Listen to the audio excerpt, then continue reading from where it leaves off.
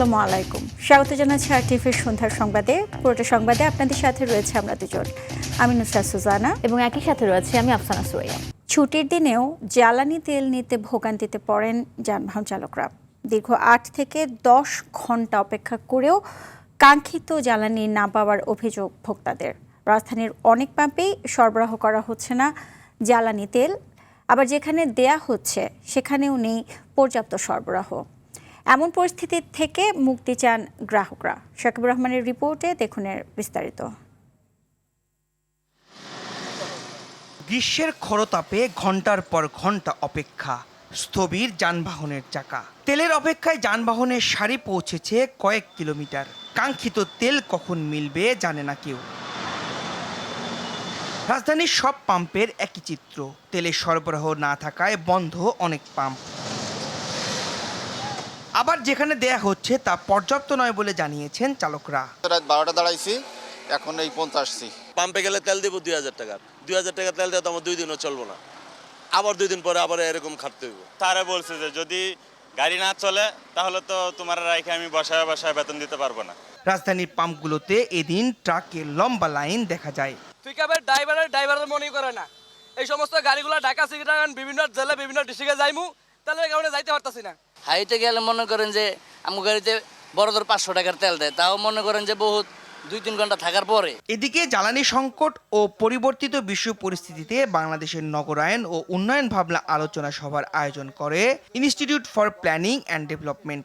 Rail network এবং নৌ network, সেটাকে কিভাবে আমাদের এই যে পণ্য পরিবহনে আরও বেশি কাজে লাগানো যায়। যেখানে আমদানি নির্ভর জ্বালানি থেকে সরে আসা ও নবায়নযোগ্য জ্বালানিতে জোর দেওয়ার আহ্বান জানানো হয়। স্থানীয় সরকার, পল্লী বিদ্যুৎ এবং জ্বালানি বিভাগের মধ্যে সমন্বয় লাগবে এবং এনার্জি ডিমান্ড ম্যাপিং লাগবে। এটা খুবই গুরুত্বপূর্ণ, কোন এলাকা কী ধরনের এনার্জি ডিমান্ড তৈরি করছে। কমিউনিটি বেসড আমাদের কি এবং হাউস হোল্ড বেসড সচেতনতা লাগবে। জ্বালানির উপর নির্ভরশীলতা কমানো যায় সেটার চিন্তা করতে হবে। অন্যথায় আমাদের রিনিউয়েবল এনার্জি করতে হবে, যেটা আমরা আমাদের বিদ্যুৎ তৈরি করতে পারি, আমরা আমাদের উইন্ড মিলের ব্যবহার বাড়াতে পারি। আলোচকরা শহরের ব্যবস্থার উন্নয়ন ও নগর কাঠামোর ভুলগুলো ঠিক করার প্রতি জোর দেন। ক্রাইসিস হয়েছে, সেই জন্য শাকিবুর রহমান, আরটিভি, ঢাকা। এদিকে তেলের অভাবে ঢাকা ভাঙা এক্সপ্রেসওয়েতে কমে গেছে যান চলাচল। বরগুনার পাথরঘাটায় সাগরে যেতে পারছে না শত শত মাছ ধরার ট্রলার।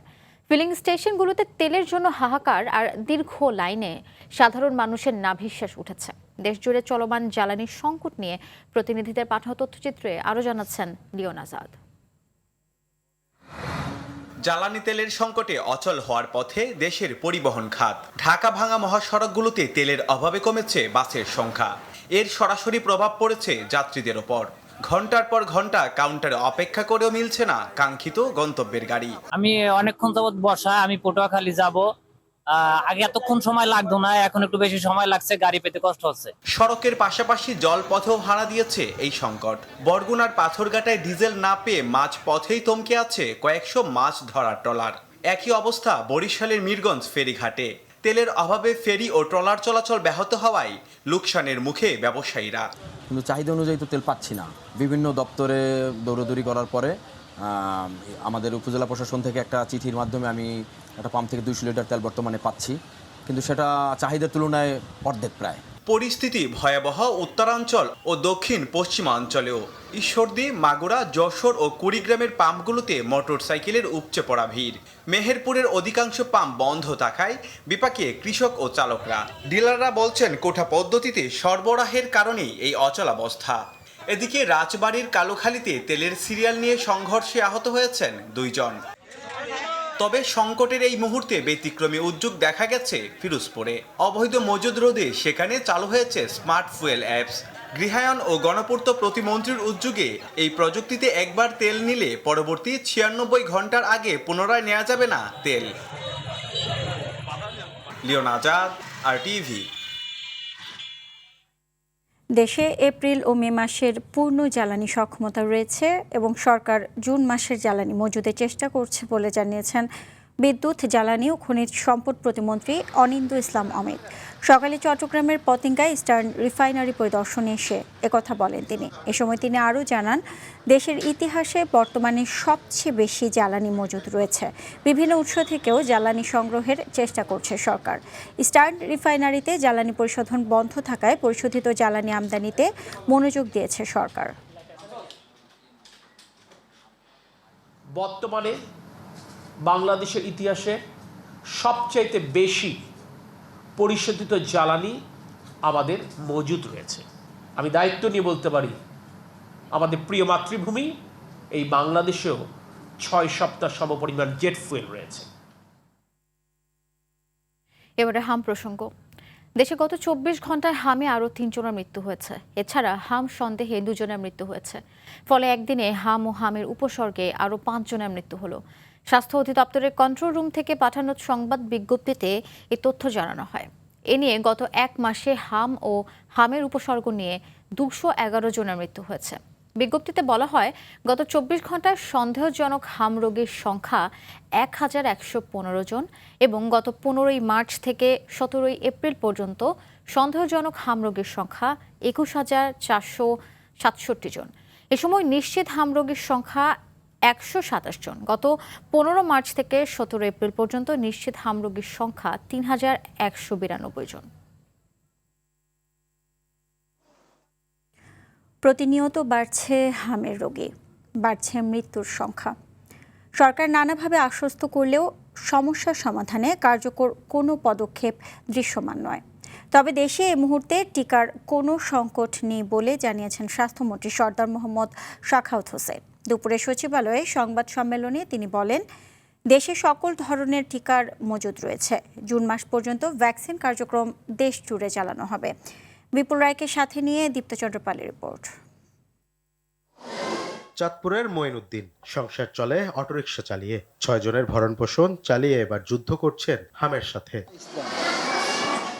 গত 1 মাস ধরে 7 ও 4 বয়সী 2 মেয়েকে নিয়ে দৌড়াচ্ছেন বিভিন্ন হাসপাতালের বারান্দায়। অবশেষে ঠাঁই হলো মহাখালী বিশেষায়িত কোভিড হাসপাতালে। স্ত্রীর স্বর্ণ ও জমানো টাকা ভেঙে করছেন মেয়েদের চিকিৎসা। একটা 4 বছর, একটা 7 মাস। আমার 2টা বাচ্চা একই অবস্থা, সেমে অসুস্থ। একটা হয়েছে 1 মাস, একটা হয়েছে 25 দিন। চিকিৎসা চালাইতেছে। আমার ওয়াইফের গয়না ছিল, ছোট কিছু গয়না ছিল, আমি তাও বিক্রি করে ও চিকিৎসা চালাইতেছে। একই চিত্র নরসিংদীর কৃষক হাবিবুর রহমানের জীবনেও। 5000 টাকার অ্যাম্বুলেন্স ভাড়া দিয়ে প্রিয় সন্তানকে নিয়ে এসেছেন হাসপাতালে। গাড়ি ঘোড়া পাই না, আমরা অ্যাম্বুলেন্স মানে তাইছি আমরা 5000 টাকা দিয়েছি, না 5000 টাকা দিয়ে অ্যাম্বুলেন্স ভাড়াবো। আর যদি আমরা যদি উপজেলা ও জেলা পর্যায়ে হাসপাতালগুলোতে প্রয়োজনীয় চিকিৎসা না মেলায় রাজধানীমুখী হাসপাতালে রোগীর চাপ বাড়ছে। এটা এত ভয়াবহ অবস্থা ছিল আমার বাবুর, মানে চোখের নিচে রেশ ছিল, চোখ ফুলে গেছে, মুখের মধ্যে রেশ ছিল, মানে আমাদের যে কি একটা অবস্থা ছিল, সবাই ভয় পাইছিল। অসুস্থ হওয়ার পরে গেছিলাম ইসলামপুর তা ফিরে দিছে, শ্যামলীতে গেছিলাম, শ্যামলী থেকে এদিকে পাঠিয়ে দিছিল। জেলা উপজেলা থাকলে তো আমাদের এত দূর আসতাম না। আমরা ঢাকা শরৎপুর থেকে ঢাকা আসছি, ঢাকা মেডিকেল আছে, প্রথম ঢাকা মেডিকেল থেকে আমাদের পাঠাইছে ডিএনসিতে পাঠাইছে। দুপুরে সচিবালয়ে সংবাদ সম্মেলনে স্বাস্থ্যমন্ত্রী বলেন, আগামী 20 এপ্রিল থেকে বড় পরিসরে সারা দেশে হামের টিকা কার্যক্রম শুরু হবে। ভ্যাকসিন কার্যক্রমে আমাদের কোনো গাফিলতি নেই, আমাদের গুদামজাত বা স্টকের কোনো ঘাটতি নেই। ইনশাআল্লাহ সামনের দিনও ঘাটতি হবে না। আমরা সব সময় যেভাবে এখন কাজ চিন্তাধারা নিয়েছি, সামনের 6 মাস পর্যন্ত আমরা স্টক কনফার্ম রাখবো। আগামী 20 তারিখ থেকে একযোগে সারা বাংলাদেশ ব্যাপী ব্যাপক হারে আমরা টিকা কার্যক্রম মিজেলসে আমরা শুরু করতে যাচ্ছি। এ সময় ডেঙ্গু মোকাবেলায় সকল প্রস্তুতি নেওয়া হয়েছে বলেও জানান তিনি। মানে আমরা ভালো কাজ করতে চাচ্ছি। দীপ্তচন্দ্র পাল, RTV, ঢাকা। জীবন মৃত্যুর সন্ধিক্ষণে থাকা মুমূর্ষু রোগীকে বাঁচাতে বিপুল অর্থ খরচ করেই নিবিড় পর্যবেক্ষণ কেন্দ্রে চিকিৎসা দিতে বাধ্য হন স্বজনরা। ইন্টেনসিভ কেয়ার ইউনিট বা ICU সেবাকেই প্রতারণার হাতিয়ার বানিয়েছে অনেক হাসপাতাল। এসব হাসপাতালের কর্মকাণ্ডকে প্রতি বছর বৈধতাও দিয়ে আসছে স্বাস্থ্য অধিদপ্তর। চিকিৎসক ও বিশেষজ্ঞরা বলছেন, একটি দেশে এইভাবে স্বাস্থ্য সেবা খাত চলতে পারে না। নাজমুল সাইমনের ক্যামেরায় মোহাম্মদ সাইমের ধারাবাহিকের আজ থাকছে শেষ পর্ব। রাজধানীর বেশ কিছু বেসরকারি হাসপাতাল মাত্র একজন মেডিকেল অফিসার ও নার্স দিয়েই রোগীর স্বজনদের কাছ থেকে আইসিইউ সেবার নামে হাতিয়ে নেওয়া হচ্ছে বিপুল পরিমাণ অর্থ। 3 দিন আমার হিসাব দিছে, শুধু আইসিইউ বিল 14,100, মেডিসিন করলো সব আলাদা। আমাদের খালি একটা করে রিসিপ্ট ধরাই দেয়, সারা দিন রাত ওইভাবে। এবং তো আমি আজকে 2 দিনে আমি 64,000 টাকার পরীক্ষা আর ওষুধ কাটছি। এমন বাস্তবতায় স্বাস্থ্য অধিদপ্তর বলছে অনকল ডাক্তারের মাধ্যমেও দেয়া যাবে এই সেবা। আইসিইউর জন্য আপনার নিয়োগপ্রাপ্ত মেডিকেল অফিসার থাকবে প্রশিক্ষিত, আর কনসালটেন্ট সাধারণত তারা অনকলে আসে, 1 নম্বর কথা। এবং যারা মেডিকেল অফিসার থাকবে এরা অবশ্যই প্রশিক্ষিত হতে হবে এবং অনকল চাইবা মাত্রই একজন কনসালটেন্ট আসার মতো ব্যবস্থা থাকতে হবে তাকে। তবে সিভিল সার্জন সহ চিকিৎসকরা বলছেন আইসিইউ সেবার মান নিশ্চিত করতে থাকতে হবে একাধিক বিশেষজ্ঞ চিকিৎসক ও পরীক্ষক। অ্যাডাল্ট আইসিইউ যদি হয় সেক্ষেত্রে আপনাকে অ্যাডাল্ট রোগী দেখার জন্য ক্রিটিক্যাল কেয়ার মেডিসিন স্পেশালিস্ট এদেরকে থাকতেই হবে। আর এনআইসিইউ যেটা সেক্ষেত্রে পিডিয়াট্রিক্সের মধ্যে স্পেশালিস্ট ম্যান্ডেটরি থাকতেই হবে। সাপোর্টিং যে স্টাফ 1 বেডের জন্য একজন নার্স আর 5 বেডের জন্য একজন স্পেশালিস্ট ম্যান্ডেটরি। একজন মেডিকেল অফিসার দিয়ে একটা আইসিইউ চলবে, এটা হতে পারে না। এখানে তো আমি প্রথমেই বলছি একটা টিম ওয়ার্ক, একটা মেডিকেল অফিসার দিয়ে হবে না, এখানে কিন্তু স্পেশালিস্ট থাকতে হবে। আইসিইউতে কিন্তু স্পেশালিস্ট থাকতে হবে, মেডিসিন স্পেশালিস্ট থাকতে হবে, আপনার রেসপিরেটরি মেডিসিন থাকতে, অ্যানেস্থেটিস্ট থাকতে হবে, এটা কিন্তু স্পেশালিস্ট থাকতে হবে, 24 ঘন্টা স্পেশালিস্ট থাকবে। হ্যাঁ, সেই জিনিসটা আমরা মনে করি যে এটা হওয়া উচিত না, মানে একজন মেডিকেল অফিসার একটা আইসিইউ চলা উচিত। আর জনস্বাস্থ্য বিশেষজ্ঞরা তাগিদ দিচ্ছেন বেসরকারি চিকিৎসা খাতকে নিয়মে ফেরাতে দ্রুত নীতিমালা করে তার বাস্তবায়নের। সরকারি হাসপাতালের জনবল যেন বেসরকারি হাসপাতালে কাজ করার সুযোগ না থাকে সেটা অবশ্যই বন্ধ করা উচিত। এখন হয়তো সেই আইনটা পুরোপুরিভাবে নেই, সেই আইনটা আমাদের পর্যায়ক্রমে একটা বলা উচিত যে আমরা 5 বছরের মধ্যে করব বা 3 বছরের মধ্যে বা 10 বছরের মধ্যে, এরকম একটা লক্ষ্যমাত্রা নির্ধারণ করে করা উচিত।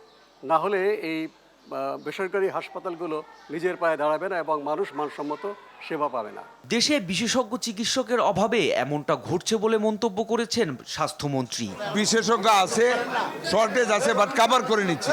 দেশে বিশেষজ্ঞ চিকিৎসকের অভাবকে কাজে লাগিয়ে জনগণের সাথে উন্নত সেবার নামে এসব প্রতারণা বন্ধে সরকারি হাসপাতালগুলোতে আইসিইউ বেডের সংখ্যা বাড়ানোর পরামর্শ বিশেষজ্ঞদের।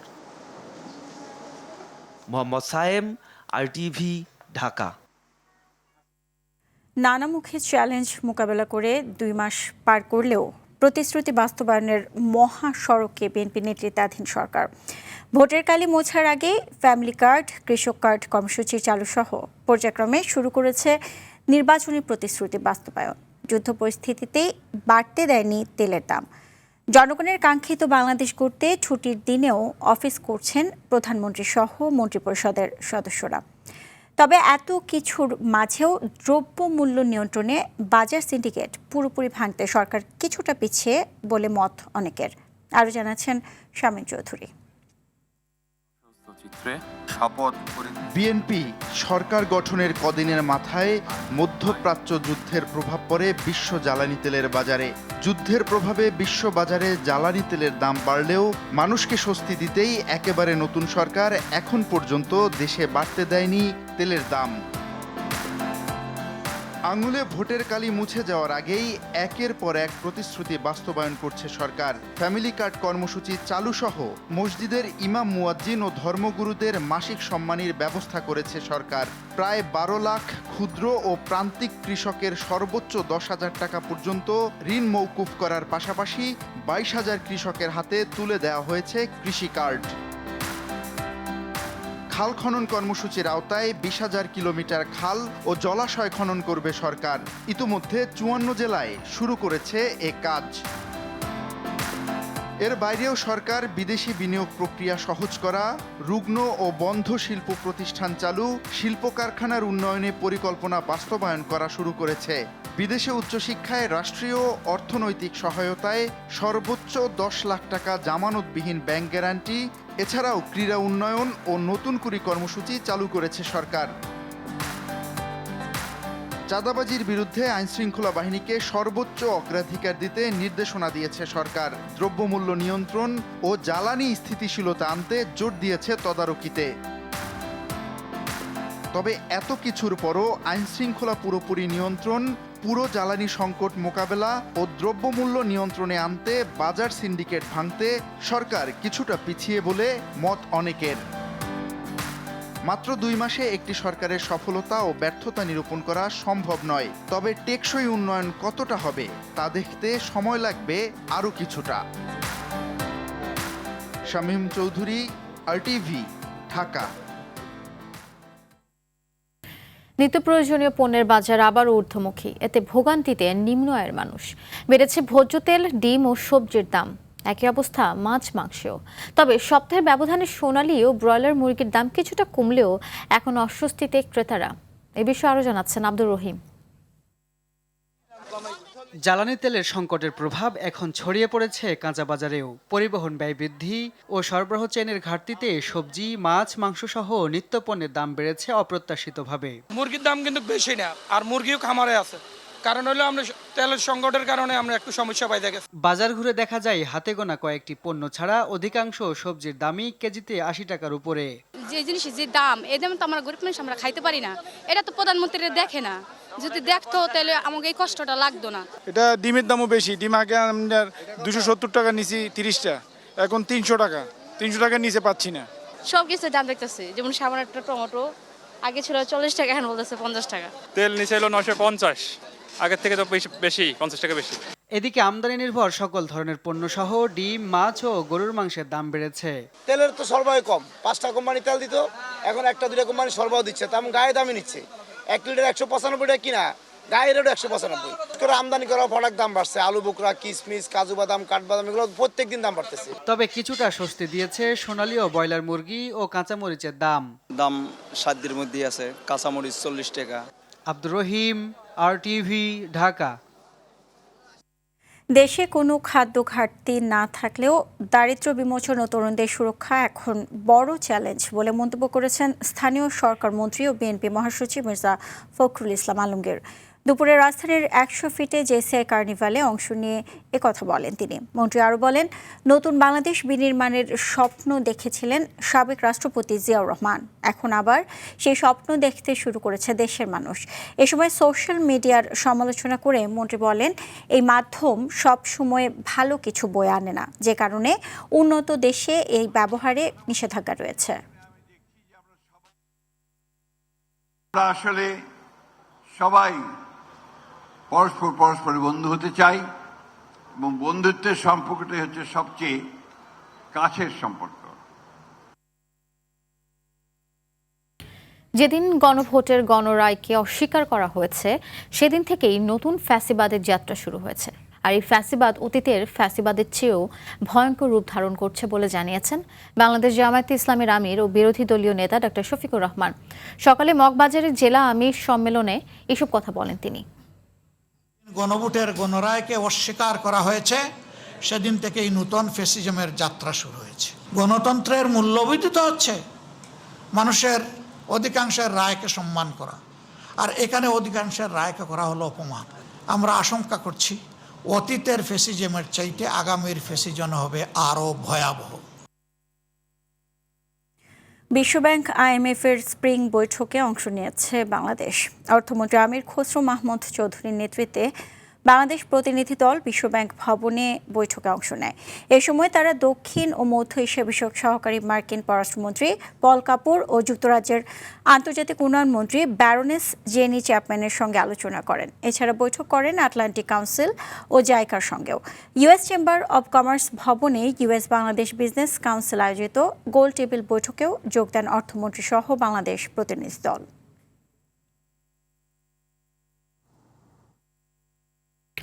চীনের আনহুই প্রদেশের উপগভর্নর সান ইয়ংয়ের সঙ্গে বৈঠক করেছে চীন সফররত বিএনপির প্রতিনিধি দল। চীনের হেফেইয়ের এমপার্ক গ্র্যান্ড হোটেলে এই বৈঠক অনুষ্ঠিত হয়। বৈঠকে চীনের পক্ষ থেকে আনহুই প্রাদেশিক পররাষ্ট্র বিষয়ক দপ্তরের মহাপরিচালক কিন জুনফেং সহ একাধিক ঊর্ধ্বতন কর্মকর্তারা অংশ নেন। প্রধানমন্ত্রী তারেক রহমানের উপদেষ্টা ইসমাইল জবিউল্লাহর নেতৃত্বে বিএনপির প্রতিনিধি দলে রয়েছেন দলটির vice chairman Altaf Hossain Chowdhury MP, Shamsuzzaman Dudu ও আসাদুজ্জামান রিপন সহ বিভিন্ন পর্যায়ের 16 জন নেতা। এছাড়া আগামী 19 এপ্রিল বিএনপি মহাসচিব ও LGRD মন্ত্রী মির্জা ফখরুল ইসলাম আলমগীর একই সফরে চীনে যাবেন।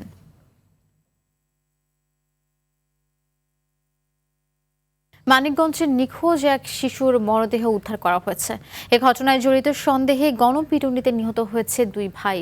গেল রাতে সদরের বনপাড়ির দক্ষিণপাড়া গ্রামে ঘটনা ঘটে। এদিকে খুলনার ফুলতলায় দুর্বৃত্তের ছুরিকাঘাতে এক যুবকের মৃত্যু হয়েছে।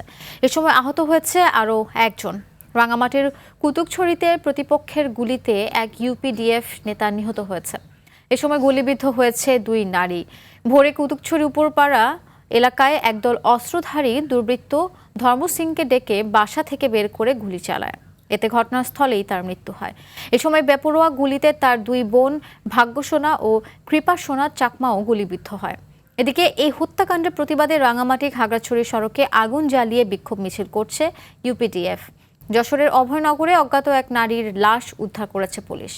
চুয়াডাঙ্গার জীবননগরে একটি ভবনের ছাদ থেকে পড়ে এক যুবকের মৃত্যু হয়েছে।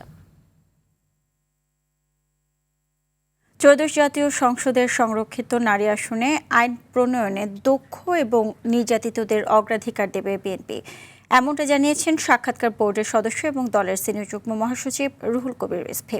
চূড়ান্ত বাছাই প্রক্রিয়া অংশ হিসেবে মনোনয়ন প্রত্যাশীদের সাক্ষাৎকার নিচ্ছেন দলের চেয়ারম্যান সহ মনোনয়ন বোর্ডের সদস্যরা। রুদ্র রফিকের সাথে নিয়ে আরও জানাচ্ছেন এয়ার বাদল। 17 এপ্রিল শুক্রবার বিকেল 3টায় রাজধানীর গুলশানে বিএনপি চেয়ারপারসনের কার্যালয়ে এই সাক্ষাৎকার কার্যক্রম শুরু হয়। মনোনয়ন ফরম জমা দিয়েছেন এমন প্রায় 400 প্রার্থীর সাক্ষাৎকার নেওয়ার কথা রয়েছে।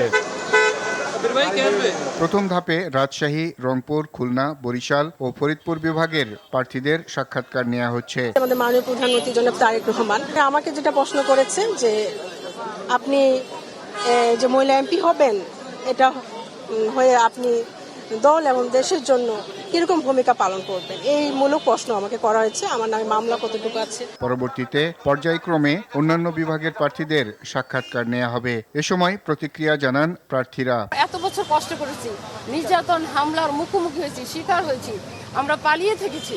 সুযোগ পাই আর না পাই আমরা আজীবনই থাকবো। আমার স্বামীর জেল জুলুম অত্যাচারের অনেক শিকার হয়েছেন। সেই সময় আমি আমার হাজবেন্ডের সাথে থেকে এবং আমার হাজবেন্ডের শূন্য জায়গাটাতেও আমি পূরণ করি, দলের জন্য অবদান রেখেছি। আমার ইচ্ছা আছে মানুষের সাথে, গণমানুষের সাথে মিশে গিয়ে কাজ করার। ফ্যাসিবাদী সময়ে নির্যাতিতদের বিশেষভাবে গুরুত্ব দেওয়া হবে বলে জানিয়েছেন দলের সিনিয়র যুগ্ম মহাসচিব রুহুল কবির রিজভী। বিগত 15-16 বছরের আন্দোলনে, 17 বছরের আন্দোলনে নিঃসন্দেহে তাদের সেই অবদানকেও মূল্যায়ন করা হবে। পাশাপাশি সংসদে কথা বলা এবং কথা বলার জন্য এবং আইন প্রণয়নের ব্যাপারে যে জ্ঞান থাকা দরকার, যে শিক্ষা থাকা দরকার, এইসব বিষয়গুলোও এখানে বিবেচিত হবে বলে আমি মনে করি। আসন বন্টন অনুযায়ী বিএনপি জোট পাবে 36টি, জামায়াতে ইসলামী জোট পাবে 13টি এবং স্বতন্ত্ররা পাবে 1টি আসন। চূড়ান্ত প্রার্থীদের মধ্যে প্রতীক বরাদ্দ দেয়া হবে 30 এপ্রিল। এরপর আগামী 12 মে অনুষ্ঠিত হবে ভোট গ্রহণ। এআর বাদল, RTV, ঢাকা। দর্শক, এই বিষয়ে আরও জানাতে রাজধানীর গুলশানে বিএনপি চেয়ারপারসনের কার্যালয় থেকে যুক্ত হচ্ছেন সহকর্মী রুদ্র রফিক। প্রার্থীদের সাক্ষাৎকারের সর্বশেষ কি অবস্থা দেখছেন সে বিষয়ে বিস্তারিত জানাবেন আমাদের।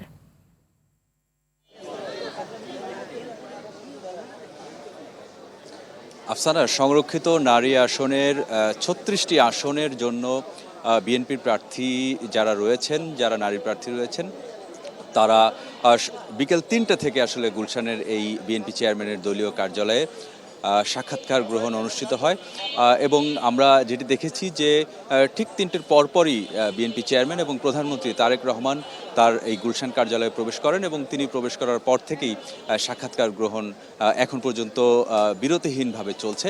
আপনাকে একটু জানিয়ে রাখি যে আজ 5টি সাংগঠনিক বিভাগের সাক্ষাৎকার অনুষ্ঠিত হচ্ছে। রংপুর, রাজশাহী, খুলনা, বরিশাল এবং ফরিদপুর বিভাগের যারা নারী সংরক্ষিত আসনের মনোনয়ন প্রত্যাশী, যারা প্রার্থী হতে চান, তাদেরকে কিন্তু আজকে সাক্ষাৎকার নেওয়া হচ্ছে। আপনাকে একটু বলে রাখি যে গত 3 দিন 10, 11, 12 এই 3 দিন মনোনয়নপত্র সংগ্রহ করেছেন এবং জমা দিয়েছেন। আমরা যেটি দলের পক্ষ থেকে জানতে পেরেছি যে 1300 জনের মতো নারী প্রার্থী তারা মনোনয়নপত্র সংগ্রহ করেছেন এবং 900 প্রার্থী মনোনয়নপত্র জমা দিয়েছেন এবং তার মধ্যে আজ 400 প্রার্থীর সাক্ষাৎকার অনুষ্ঠিত হবে। আপনাকে একটু বর্তমানের গুলশান কার্যালয়ের চিত্রটি একটু দেখাতে চাই। এই ভ্যাপসা গরমের মধ্যে আসলে প্রার্থীরা কিন্তু কার্যালয়ের ভিতরে এবং বাইরে অপেক্ষা করছেন এবং প্রার্থীদের সঙ্গে তাদের যে সমর্থকরা রয়েছেন সেই সমর্থকরা কিন্তু দাঁড়িয়ে অপেক্ষায় রয়েছেন। আপনাকে একটু জানিয়ে রাখি, আজকে যে 5টি সাংগঠনিক বিভাগের নারী প্রার্থীদের সাক্ষাৎকার অনুষ্ঠিত হবে তার মধ্যে ইতোমধ্যে রাজশাহী বিভাগের যারা প্রার্থী রয়েছেন তাদের সাক্ষাৎকার গ্রহণটি অনুষ্ঠিত হয়েছে এবং এখন রংপুর বিভাগের যারা প্রার্থী রয়েছেন তাদের সাক্ষাৎকার অনুষ্ঠিত হচ্ছে। এরপরে কিন্তু খুলনা, বরিশাল এবং ফরিদপুর বিভাগের যারা প্রার্থী রয়েছেন তাদের সাক্ষাৎকার অনুষ্ঠিত হবে। দলের পক্ষ থেকে আমরা যেটি জানতে পেরেছি আজ আসলে মধ্যরাত পর্যন্ত হয়তো এই সাক্ষাৎকার গ্রহণটি অনুষ্ঠিত হবে এবং আগামীকালও কিন্তু আরও 5টি বিভাগের সাক্ষাৎকার হওয়ার কথা রয়েছে। আমরা যারা প্রার্থী রয়েছেন যারা সাক্ষাৎকার দিয়ে এসেছেন তাদের সঙ্গে কথা বলেছি, তাদের কাছে জানতে চেয়েছি আসলে দলীয় প্রধান এবং বিএনপি চেয়ারম্যান তারেক রহমান তিনি আসলে প্রার্থীদের কাছে জানতে চেয়েছেন যে কেন আসলে তারা এই সংরক্ষিত আসনে প্রার্থী হতে চান বা এমপি হতে চান। এই প্রশ্নটি কিন্তু তারেক রহমান এই মনোনয়ন প্রত্যাশীদের দিকে ছুড়ে দিয়েছেন।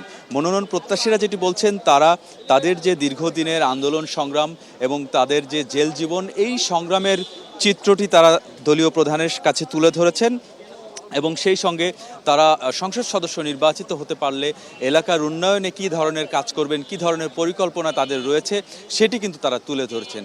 একটি তথ্য আপনাকে জানিয়ে রাখি, এই যে 36টি আসনের বিপরীতে কিন্তু 900 জন প্রার্থী তারা মনোনয়নপত্র জমা দিয়েছেন এবং গড়ে একটি আসনে কিন্তু 25 জন প্রার্থী তারা প্রতিদ্বন্দ্বিতা করছেন এবং এই 25 জনের মধ্য থেকে কিন্তু একজন প্রার্থী বেছে নেওয়ার উদ্দেশ্যেই কিন্তু আজকের এই সাক্ষাৎকার গ্রহণ অনুষ্ঠানটি গুলশান কার্যালয়ে অনুষ্ঠিত হচ্ছে। তো এই ছিল আমার কাছে সবশেষ তথ্য।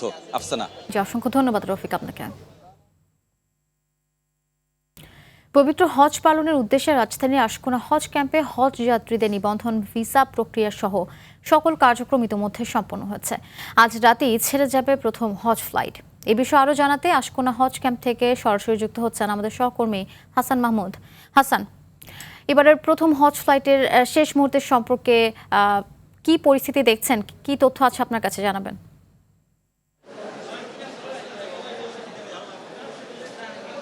শেষ মুহূর্তে রাজধানীর আশকোনা হজ ক্যাম্পে হজ যাত্রীদের পদচারণায় মুখর হয়ে আছে। ইতিমধ্যে প্রথম ফ্লাইটের 419 জন যাত্রীর সমস্ত প্রক্রিয়া শেষ হয়েছে। তাদের পাসপোর্ট, তাদের টিকিট এবং তাদের বোর্ডিং পাস সহ যাবতীয় কাগজপত্র তারা ইতিমধ্যে হাতে পেয়েছেন।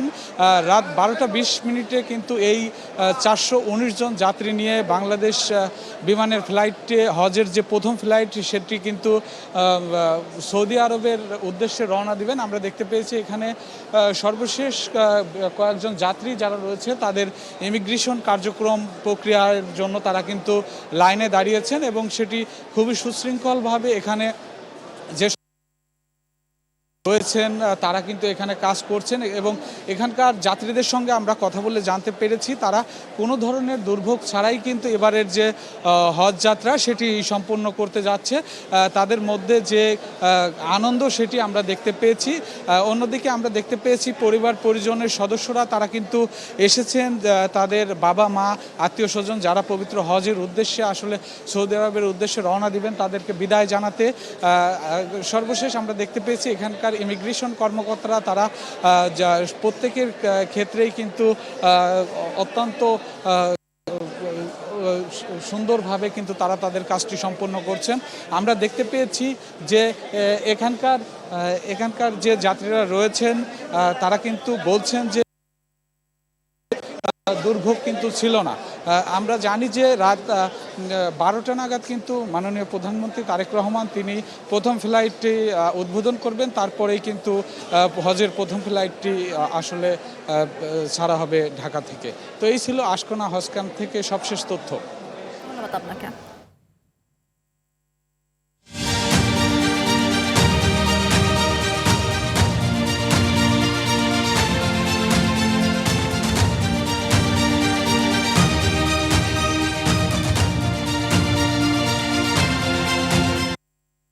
আইডিএলসি পরিবর্তনের পথে বাংলাদেশ।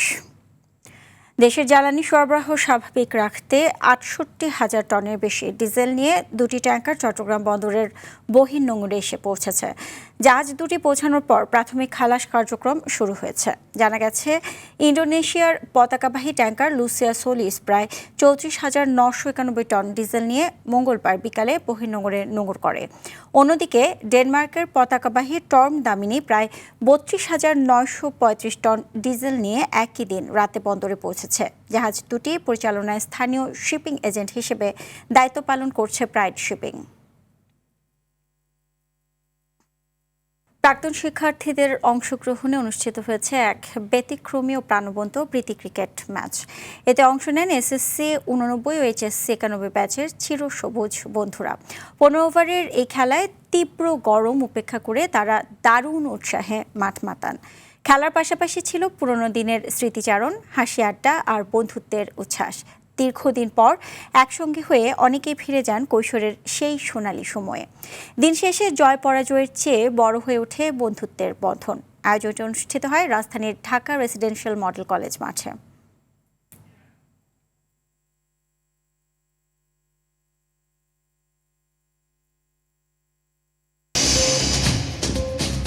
সন্ধ্যার সংবাদ এ পর্যন্তই। রাতের সংবাদ 11:15টায় দেখার আমন্ত্রণ রইল। ধন্যবাদ সবাইকে। সবাইকে ধন্যবাদ।